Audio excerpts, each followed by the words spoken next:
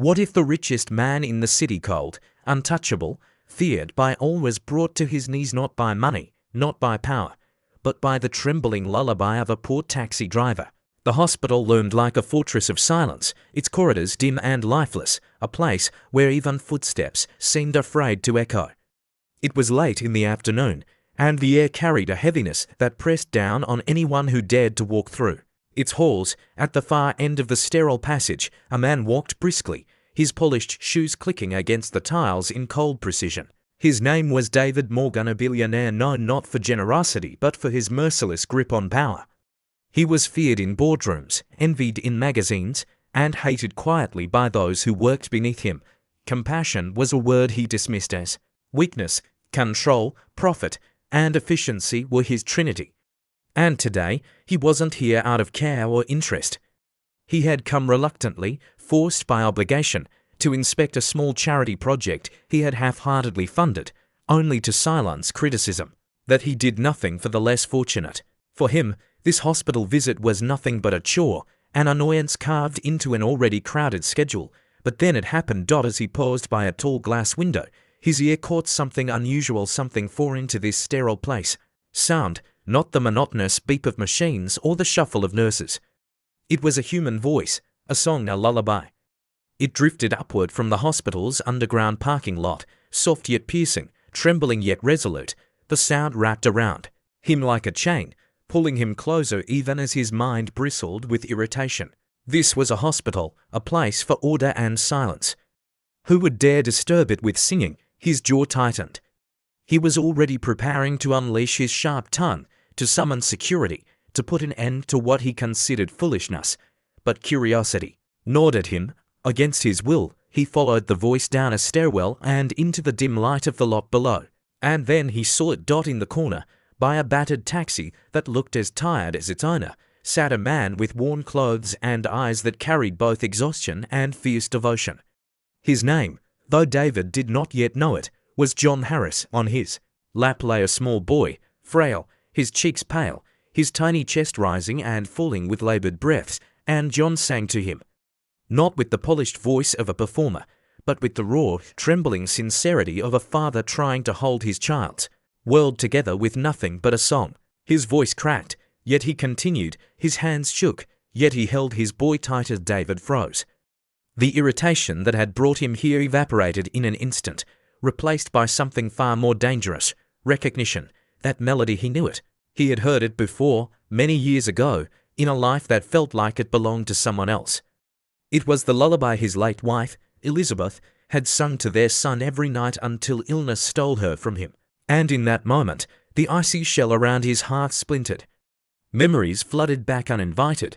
Elizabeth's gentle hands cradling their child, her whispered words reminding him that love mattered more than wealth, her voice carrying the one truth he had spent his life running from. The song rose, trembling through the concrete walls of the parking lot, but it thundered inside David's chest. He clenched his fists, fighting the sting at the corner of his eyes. Billionaires did not cry. Men like him did not allow the past to haunt them. Yet the ghost of his wife's voice, reborn in the lullaby of a poor taxi driver, was undoing him. Piece by piece, for the first time in years, he felt powerless, not in the face of a rival businessman, not in the collapse of a deal, but before the fragile strength of a father's love and the haunting memory of the family he had failed. And here, dear viewers, is where our story truly begins. Welcome.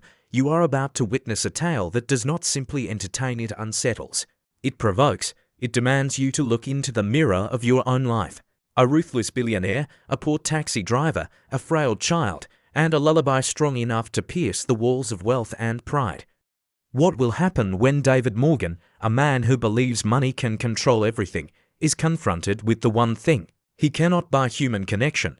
This is not just a story about fortune or fate. It is about the invisible currency of love, about the fragile notes of a song that can unravel the mightiest of empires. Stay with us, because what unfolds next may challenge everything you believe about power, wealth, and the true cost of a human heart. If this opening already touches you, if you feel even a spark of what David began to feel in that dark parking lot, then I invite you to subscribe to our channel.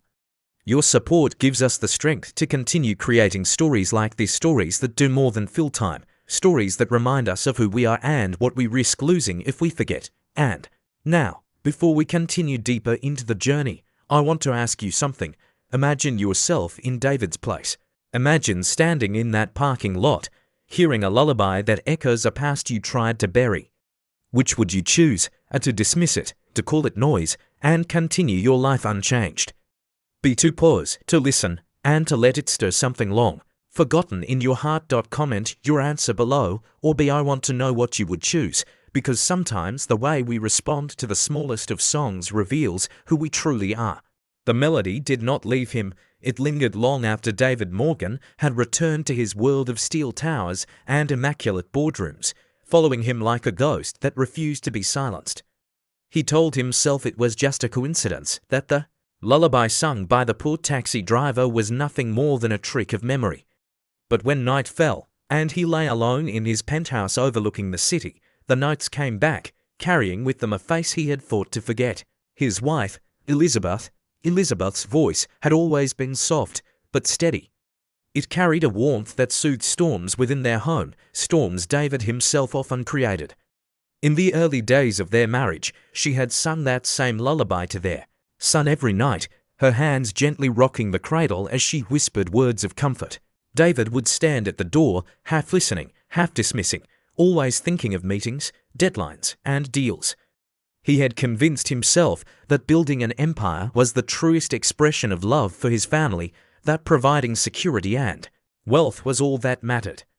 Yet Elizabeth had warned him, more than once, that presence meant more than prosperity. The most precious thing is not money, David, she had said one evening, her tired eyes glowing in the half-light. It's the moments you spend beside him. They are seconds you will never buy back, no matter how rich you become. He remembered the way he had laughed, not cruelly, but with the arrogance of a man who thought he understood life better than she did. He had brushed aside her words, promising himself there would be time later, when the empire was secure. Later, when the bank accounts overflowed. Later, when his name was etched into the skyline. But later never came. Illness struck swiftly, stealing Elizabeth away, and with her went the only voice that had ever dared challenge the throne he had built for himself. Now, in that dim hospital parking lot, her voice had returned to him through the trembling song of a stranger. It was as if Elizabeth herself had reached across the years and the grave, whispering once more that he had chosen wrongly. And for the first time, David could not push the memory aside. He could not bury it under spreadsheets or smother it with power. It demanded to be heard. He closed his eyes and let the memory play in full. He saw Elizabeth's slender figure leaning over their child, brushing the boy's hair back as she sang. He saw the small smile that always curved their son's lips as he drifted into sleep, the kind of smile that could not be bought with toys or gifts, but only with presence. He saw himself, younger but no less hardened, standing in the doorway with his briefcase still in hand, checking his watch, already planning the next day. He had thought he was doing enough, but in that memory, he realized he had been absent. Even when he was present, a sting burned at the corners of his eyes, and he pressed his palms against them, furious with himself. Men like him did not cry, men like him did not ache. And yet, there it was, the raw, uncontainable grief of knowing he had let the moments slip away, the very moments Elizabeth had begged him to hold on to. The more he remembered, the sharper the pain became, her laughter at breakfast, her patience when he snapped in anger, the way she would hold their son's hand as they crossed the street while he walked ahead, too consumed with phone calls to notice. He had built towers to the sky, but within his own home he had let the foundation crumble. And now, the song had forced him to see it all. He thought again of the taxi driver, John Harris, holding his sick child with nothing but a lullaby to offer. The man had no wealth, no power, no empire. Yet in his trembling voice and desperate embrace, David saw something he had lost long ago. He saw devotion untainted by ambition, love unmeasured by numbers. John had nothing, and yet in that moment, he had everything. David turned from the window of his penthouse, his reflection in the glass almost unrecognizable. For years, he had prided himself on control, on the impenetrable mask he wore before the world. But the song had stripped that mask away, revealing a man hollowed out by his own choices. He realized then that Elizabeth's words were not warnings, but prophecies, ones he had ignored until it was too late. The lullaby had awakened more than memories, it had awakened a hunger. Not for wealth, he had more than enough of that, but for redemption, for the chance to reclaim something of what he had lost. But redemption, he knew, did not come easily. It demanded truth, and truth demanded pain. As dawn broke over the city, casting long shadows across the skyline he had built, David Morgan felt something stir within him that he had not felt in years. Vulnerability, and beneath it, buried but alive, the faint whisper of hope. The lullaby had reminded him of what Elizabeth had always known, that power was an illusion, and that love, fragile, fleeting, irreplaceable, was the only empire worth building. David Morgan had always considered himself a man who controlled every conversation. In boardrooms, his voice was enough to silence opposition. His presence alone bent people toward his will. Yet standing once more in the hospital parking lot, facing the weary taxi driver and the frail boy in his arms, David felt that control slipping through his fingers. He had come back, unable to resist the pull of that song, unable to explain to himself why the memory haunted him. And now, as he approached, the driver lifted his head, eyes clouded by exhaustion, but steady with a kind of strength David had not seen in years. "What do you want from us?" the man asked, his voice neither hostile nor afraid, simply tired. Of fighting battles he could not win, David cleared his throat, instinctively reaching for the sharpness that had always shielded him. "I want to know why you do this, why you sit here every night, singing in a parking lot, as if it will change anything." The man studied him for a moment, then looked down at his son. The boy stirred faintly, a shadow of a smile crossing his lips even in sleep. "Because it's all I have to give," the father said quietly. "His illness takes away more each day. I can't afford the treatments. I can't buy the medicine they say he needs. But when I sing, for a little while, he forgets the pain. When he hears my voice, he rests. That's what I can give him, peace, even if it's only for a few minutes." The simplicity of the words was unbearable. David felt them press against the hollow places inside him, places he had ignored for too long. He wanted to dismiss them, to wave them off as the sentimental musings of a desperate man. Yet his eyes betrayed him. They drifted to the boy, whose small hand clutched his father's shirt with unconscious trust. It was a sight David could not look at without remembering his own son, once so small, once so trusting, before distance and silence had grown between them. And then came the question. The father, his voice low but firm, turned his gaze back to David. "Tell me, have you ever sung to your child?" The words fell like a stone in water, sending ripples through everything David had armored himself with. He opened his mouth, but nothing came. Not a lie, not an excuse, not even the practiced retort he might have used against an opponent in a negotiation. His silence was louder than anything he could have said. And the father knew it. David lowered his eyes, shame burning his chest. In all the years of wealth, in all the nights spent building his empire, he could not recall a single time he had done what this man was doing.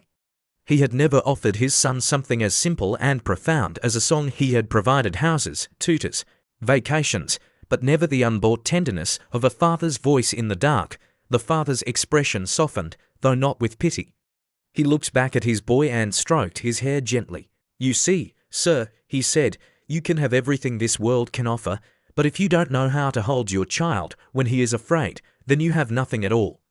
Money cannot warm his hands in the night. Songs can, touch can, love can." David felt the words like a knife.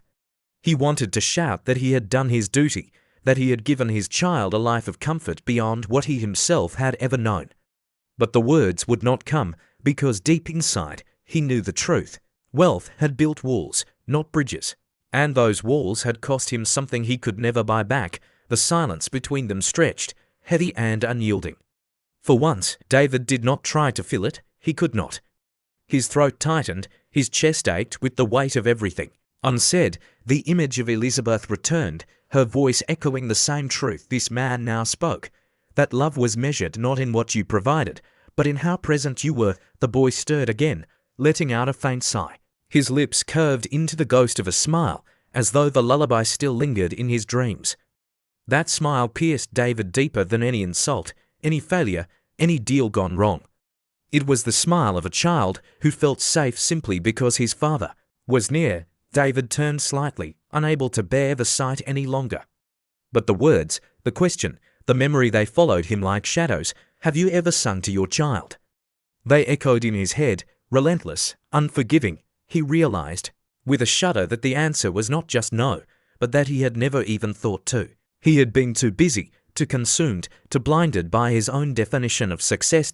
As he walked back toward the sterile glow of the hospital, he felt stripped of all the armor he had worn for years. He was not the untouchable billionaire in that moment. He was not the powerful tycoon who commanded fear. He was simply a man, exposed and raw, confronted by the truth he had run from. That love had been offered to him once, and he had turned away. And now, through the song of a poor father, it had come back to demand an answer. David Morgan did not have that answer yet. But he knew this: he could not walk away unchanged. Something had shifted, something had broken. And though he would never admit it aloud, he feared that everything he had built might now be weighed against the absence of a single lullaby. That night, David Morgan found himself unable to leave the hospital. Something compelled him to linger, to wander the sterile corridors long after his business there was supposedly done. He told himself it was curiosity, perhaps even pity, but deep inside he knew it was something far more dangerous, a longing for what he had lost. When he reached the pediatric ward, he stopped outside a half-open door. From within came a soft hum, broken yet tender, like a thread stitching together a fabric that had been torn. He stepped inside quietly. The room was dimly lit, the only illumination coming from the weak glow of a lamp beside the bed. There, he saw John Harris once again, sitting by his son's side. The boy lay pale and still, his fragile chest rising and falling in uneven breaths. John held the child's hand with one of his own, while the other brushed gently across the boy's forehead as he sang. The melody was cracked, imperfect, but it carried something raw, something David had not felt in decades. Presence. David leaned against the wall, trying to stay hidden, but his eyes would not leave the scene. The boy stirred faintly, his lips curling into a faint smile as he drifted towards sleep. It was a smile so small, so delicate, yet it lit the room with more warmth than any chandelier in Morgan Tower ever could. David's chest tightened. He had seen that same smile once before on the face of his own son, many years ago, back when his wife's arms had still been strong enough to cradle him. The sight struck him like a blow. He had spent years convincing himself that his wealth, his power, his empire were enough, that they could fill the empty spaces left behind by Elizabeth's absence. But here, in this small hospital room, he saw how wrong he had been. A smile, born of love, not money, peace created by a father's voice, not by privilege. He pressed a hand to his chest, and for the first time in decades, he felt it ache. John's song came to an end, but he did not move. He sat still, as though he understood. That silence, too, could be an act of love. David remained frozen, his throat tightening with something he could no longer deny. His eyes blurred, and before he could stop himself, a tear slipped free. He brushed it away quickly, but another followed, and then another. It was useless. The walls he had built for himself crumbled under the weight of what he was seeing. He realized, with a shattering clarity, that he had become a man defined not by what he possessed, but by what he had lost. He had lost the chance to be present, the chance to hold his child when it mattered most, the chance to give the one thing Elizabeth had begged him to give, himself. He had replaced presence with provision, tenderness with transactions, love with legacy, and now, watching John's frail son fall asleep with a smile, he saw the terrible cost of his choices. The tears came faster, unstoppable, silent but heavy. He turned away, ashamed of his own weakness, yet unable to escape it. For years he had prided himself on being untouchable, unshakable. But here, in the presence of a poor man's lullaby, he was undone. The power he wielded in the outside world was meaningless in this room. The skyscrapers he had built could not compare to the fragile connection between father and son. He wanted to walk away, to retreat to the safety of numbers and contracts, to silence the ache tearing through him, but his feet would not move. He stood rooted, a prisoner of the truth unraveling inside him. His heart, so long silent, began to stir, and in its stirring came a revelation. He was not crying for John's son alone. He was crying for his own, for the child he had neglected, for the family he had lost, for the man he might have been if he had only listened to Elizabeth's voice. And so the tears fell freely, each one carrying the weight of years of denial. For the first time in his life, David Morgan wept not as a businessman, not as a billionaire, not as a figure of power. He wept as a father. He wept as a man who finally recognized the emptiness of everything he had built without love. He wept because he had been wrong, and he knew it. When at last he found the strength to leave the room, he did so quietly, but he left changed. The mask he had worn for decades had cracked. In its place remained a man who had glimpsed the truth, who had felt the sting of his own failures, who had been shown by a poor father's song that wealth was nothing without presence. And though he would never admit it aloud, he knew that, in that dim hospital room, with tears streaming down his face, he had begun to rediscover the humanity he thought he had buried forever. The following morning, the hospital lobby swelled with reporters, doctors, and families.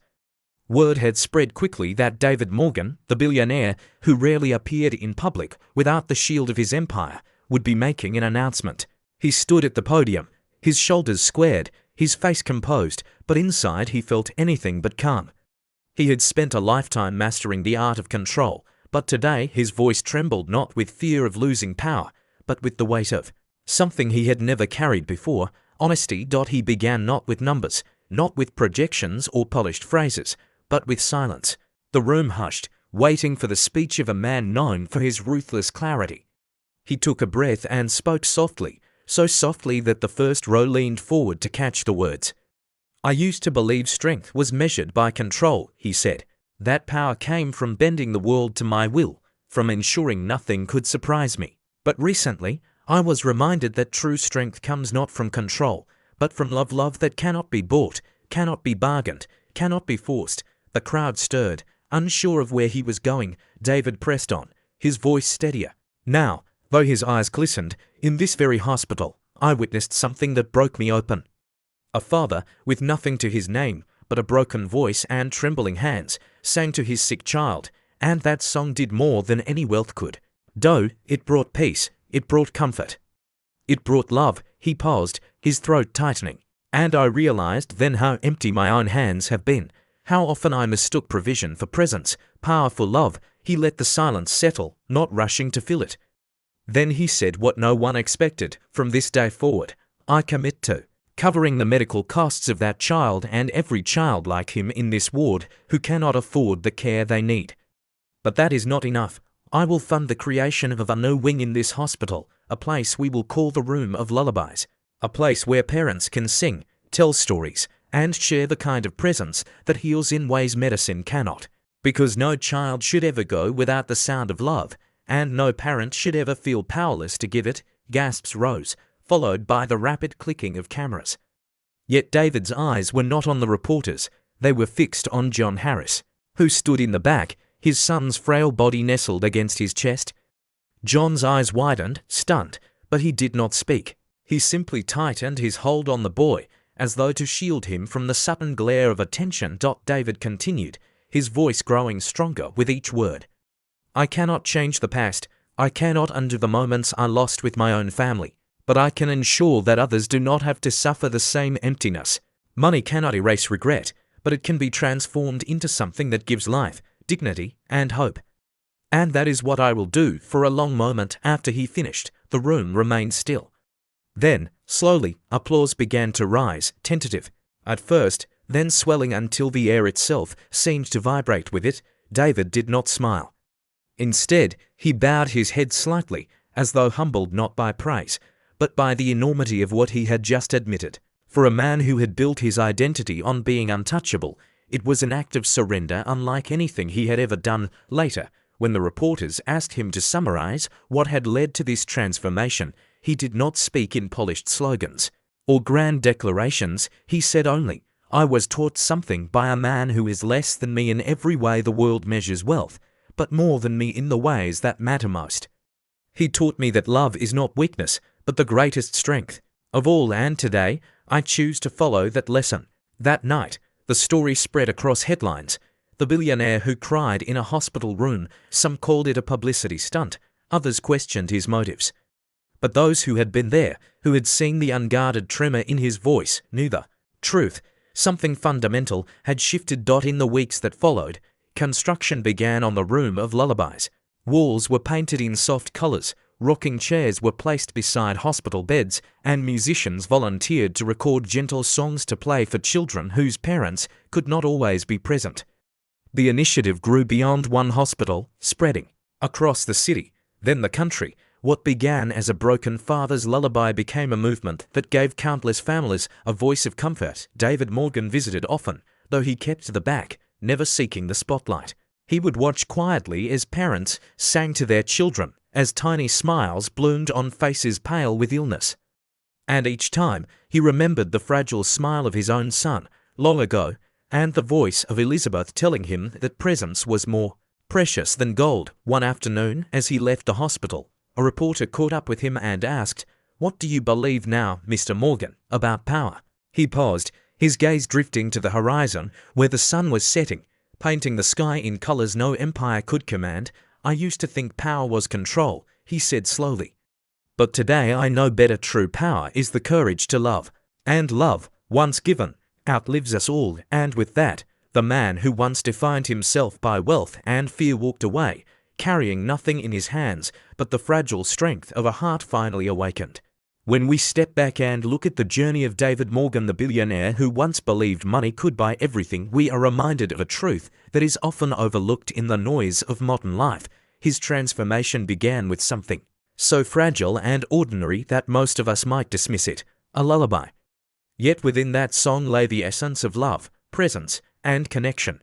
What David discovered, painfully and profoundly, is that power, wealth, and control cannot replace the warmth of a hand held in the night or the comfort of a voice that says, "You are not alone." The story teaches us that human beings are not nourished only by material security. Children, families, and even hardened adults like David thrive on connection.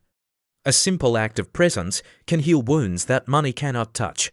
This lesson is not just for billionaires or parents in desperate circumstances, it is for all of us. In our pursuit of success, we often tell ourselves there will be time later, that our loved ones will wait, that our presence can be replaced by provision. But as David learned, later may never come, and the currency of love is not measured in bank accounts, but in moments we choose to share. Applied to our own lives, this means making intentional choices today. Call the friend you've been too busy to reach out to. Sit with your child without distractions and listen to their laughter. Tell your parents, your partner, your siblings that you love them, not tomorrow, not when life slows down, but now. Because no matter how high we climb, no matter how much we own, we will always be defined not by what we control, but by how deeply we have loved and how willing we are to show it. In every lullaby, in every quiet gesture of care, there is power to transform not only others but also ourselves. And the beauty of it is that you do not need wealth, status, or influence to practice it. All you need is the courage to be present, the humility to love, and the willingness to let those moments matter more than anything else. So let me ask you, if you had to choose between giving more money or giving more time to your loved ones, which would you choose? Please comment your answer below, share it so others can reflect too. And if this story touched your heart, don't forget to subscribe to our channel. Your support is what gives us the motivation to continue creating meaningful stories that remind us of the truths we so easily forget.